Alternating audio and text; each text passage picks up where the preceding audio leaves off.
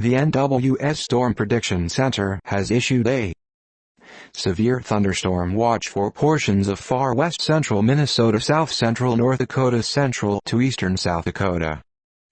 Effective this Monday afternoon and evening from 3:35 p.m. until 11:00 p.m. CDT.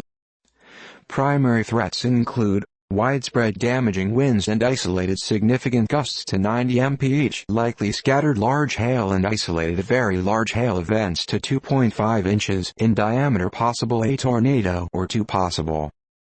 Summary: a cluster of long-tracked supercells over the Nebraska Panhandle should evolve into an accelerating bow echo across central to northeast South Dakota this evening.